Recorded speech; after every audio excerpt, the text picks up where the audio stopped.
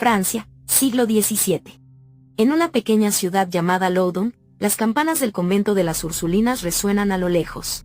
Pero dentro de sus muros, algo mucho más siniestro está ocurriendo. Monjas retorciéndose, gritos escalofriantes y afirmaciones de posesión demoníaca. Lo que comenzó como susurros en los pasillos sagrados, pronto se convertiría en uno de los casos más aterradores y controvertidos de posesión demoníaca en la historia. Las monjas de Loudun decían estar bajo el control de fuerzas oscuras, entidades demoníacas que las hacían hablar en lenguas desconocidas, levitar y blasfemar de maneras inimaginables. Pero lo más aterrador es que señalaron a una sola persona como la causa de su tormento, un sacerdote.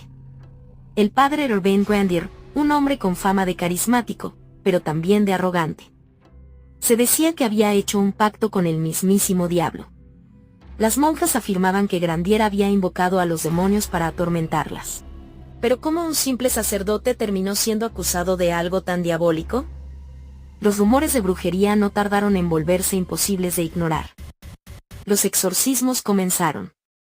Las monjas gritaban, se contorsionaban, y supuestamente los demonios hablaban a través de ellas, en idiomas que nunca habían aprendido. Pero, aquí viene lo más perturbador, esto no era solo una historia de posesión. Había poderosos intereses políticos y religiosos en juego.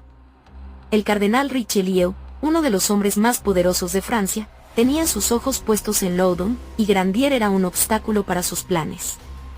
¿Fue todo una conspiración? ¿O realmente el padre Grandier era un brujo que firmó un pacto con el diablo? El juicio contra Urbain Grandier fue un espectáculo público.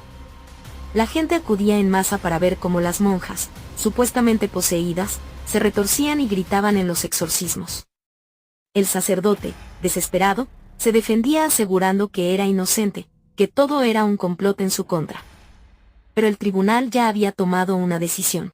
Y su final fue tan terrible como macabro.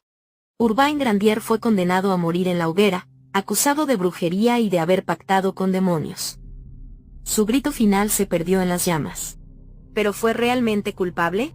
Hoy en día, muchos creen que este fue un caso clásico de histeria colectiva, alimentado por el fanatismo religioso y los intereses políticos. Otros aseguran que las pruebas de la posesión eran reales. ¿Qué crees tú? ¿Una conspiración bien elaborada o el rastro oscuro de lo sobrenatural? Este fue el escalofriante caso de las poseídas de Loudun, donde lo sagrado y lo profano se mezclaron, desatando un infierno en la tierra.